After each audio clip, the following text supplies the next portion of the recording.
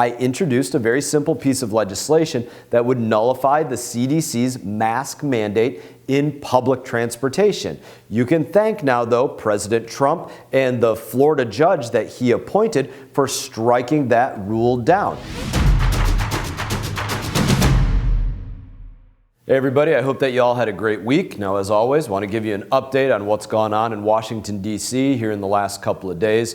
First of all, I had the opportunity to question Secretary of State Antony Blinken, and unfortunately, it was more of the same. There has to be accountability, and there will be accountability. But again, I'm not going to get into spelling out a roadmap of when or if sanctions would be lifted. We will determine that. That's sad that we won't lay out a roadmap for what has to happen. That's very weak negotiation. Negotiate from strength, not from weakness. Now, he refused to draw any red lines for Vladimir Putin when it comes to sanctions that the United States of America has imposed. It's clear to me, it's clear to our adversaries around the world, the Biden administration is negotiating from a position of weakness. That's not what America is all about. That is bad news for Ukraine.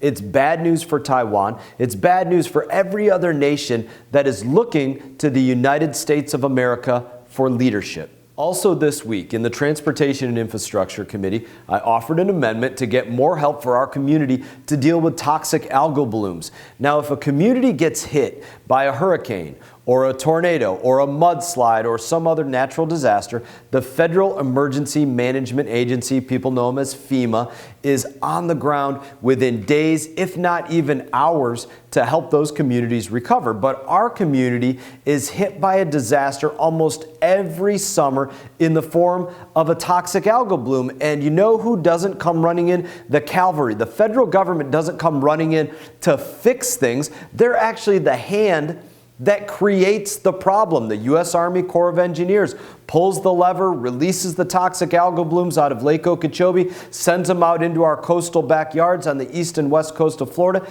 and FEMA does nothing about it. So we wrote an amendment. We know firsthand that these events are devastating. They're devastating businesses that have to shut down, people that get sick. So it makes no sense that FEMA can't quantify those impacts. So that amendment that we wrote, it's simple. It requires FEMA to write those standards and submit those standards to Congress so they can be used in places like the Treasure Coast to get help when we need it from FEMA. That is the purpose of the amendment that we passed through committee. Now, thankfully, that amendment was adopted. The bill was passed through committee, and now it's awaiting consideration on the floor of the House of Representatives.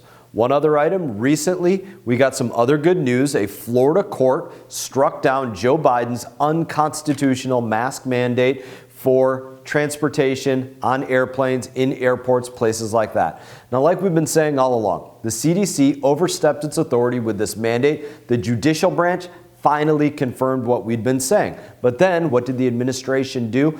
What we could have anticipated that they might do. They announced that they're going to appeal the ruling, try to get people to have to go back on airplanes and be masked again. So they haven't had to have masks now for a little bit, trying to make it so you have to go back there and have masks again. So in order to put an end to this once and for all, Congress needed to act. But before the courts got involved, I introduced a very simple piece of legislation that would nullify the CDC's mask mandate in public transportation. You can thank now, though, President Trump and the Florida judge that he appointed for striking that rule down. So it seemed like my bill wouldn't be necessary after that took place.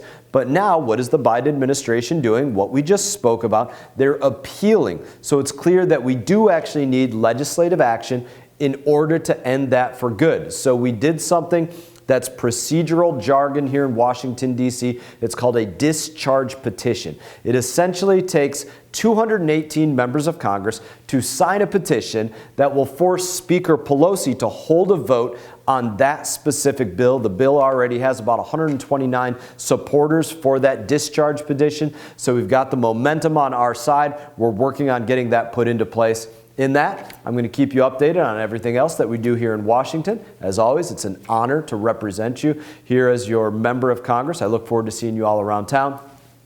You all take care. Hey everyone, thank you for watching this video. If you enjoyed the video, please click like and subscribe. I will be back on YouTube with more exclusive content, so stay tuned.